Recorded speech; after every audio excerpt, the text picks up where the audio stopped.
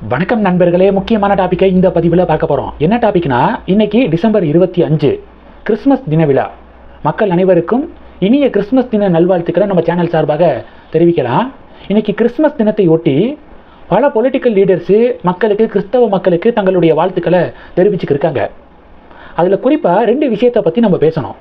First, prime minister Modi அவர்கள் டெல்லியில் இருக்கக்கூடிய கத்தீட்ரல் சர்ச் ஆஃப் த ரிடம்சன் அப்படிங்கிற சர்ச்சுக்கு போய் ப்ரேயர் பண்ணியிருக்காரு.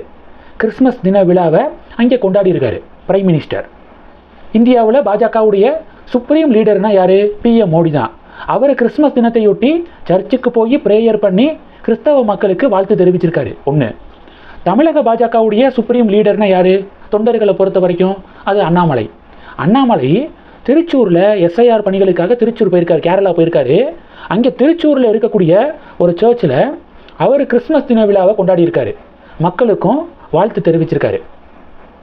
இந்தி கூட்டணி பாஜக மத அரசியல் பண்ணுறாங்க அப்படின்னு சொல்லிட்டு முத்திரை குத்துறாங்களே, அப்படி இந்தி கூட்டணியால் முத்திரை குத்தப்படக்கூடிய பாஜக கிறிஸ்மஸ் தின விழாவை ஒட்டி தேவாலயங்களுக்கு போய் ப்ரேயர் பண்ணுறாங்க, மக்களுக்கும் வாழ்த்து தெரிவிக்கிறாங்களே. இதே மாதிரி இந்தி கூட்டணி தலைவர்கள் விநாயகர் சதுர்த்தி அப்போ, தைப்பூசம் வருது February 1, இந்த ஹிந்து மத பண்டிகையின் போது இந்தி கூட்டணி தலைவர்கள் யாராவது ஒருத்தங்க கோவிலுக்கு போய் அந்த புகைப்படத்தை வெளியிட நீங்கள் தயாரா? நீங்கள் தான் மத சார்பற்ற முற்போக்கு கூட்டணியில் பண்ணுங்க பார்ப்போம். திமுக தலைவர் ஸ்டாலின் அவர்கள் தைப்பூசத்தையொட்டி முருகப்பெருமான் ஆலயத்துக்கு போய் சுவாமி வழிபாடு செய்து அந்த புகைப்படத்தை சோசியல் மீடியாவில் அவர் வெளியிட தயாரா அப்படின்னு பாஜக ஒரு சவால் விடுறாங்க. மத அரசியல் பண்ணுறாங்க அப்படின்னு நீங்கள் சொல்லக்கூடிய பாஜக கிறிஸ்மஸ் தின விழா வாழ்த்து தெரிவிச்சிருக்காங்க, ப்ரேயர் பண்ணியிருக்காங்க பாருங்கள் சர்ச்சுக்கு போய், நீங்கள் பண்ணுங்க பார்ப்போம் அப்படிங்கிற ஒரு சவால் பாஜக சார்பாக முன்வைக்கப்படுது. இப்போ பாஜக திமுக இடையே இது ஒரு பெரிய டிபேட்டாக மாறி இருக்கு. ஒன்று. ரெண்டாவது, அண்ணாமலை திருச்சூரில் சர்ச்சுக்கு போய் கிறிஸ்மஸ் செலிப்ரேஷனில் பார்ட்டிசிபேட் பண்ணியிருக்காருல்ல, அண்ணாமலையுடைய நெத்தியில் விபூதி போட்டு அப்படியே இருக்குது.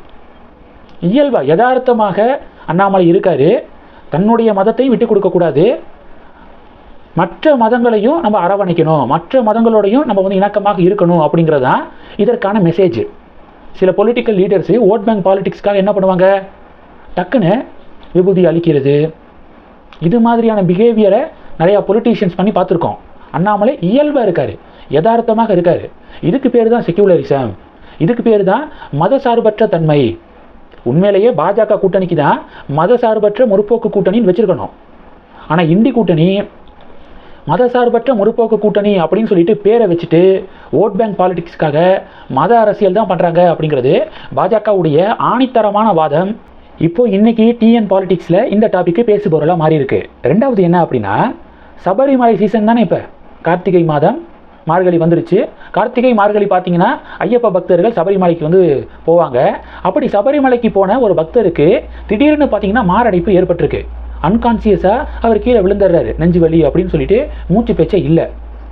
அவர் கூட பயணம் மேற்கொண்ட சக ஐயப்ப பக்தர்கள் என்ன பண்ணியிருக்காங்கன்னா, அவருக்கு சரியாக முதலுதவி வழங்கியிருக்காங்க.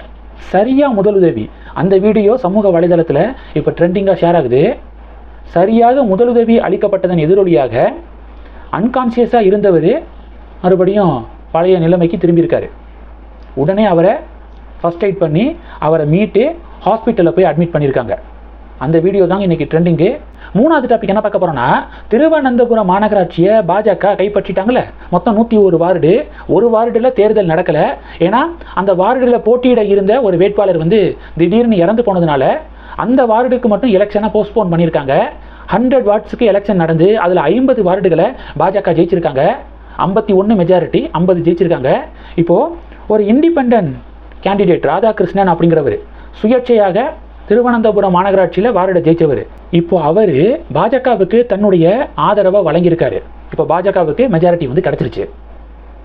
இன்னைக்கு திருவனந்தபுரம் மாநகராட்சி மேயர் தேர்தல் செலெக்ஷன் ப்ராசஸ் இன்னைக்கு நடக்க இருக்கு. இந்த டாபிக்ஸ் எல்லாத்தையும் பற்றி உங்களுடைய பார்வைகளை மறக்காமல் கமெண்ட் பண்ணுங்கள். தொடர்ந்து கணக்கில் இருங்க, அடுத்தடுத்து நிறையா பதிவுகளை பார்க்க போகிறோம். நன்றி. ஜெய் ஹிந்த்.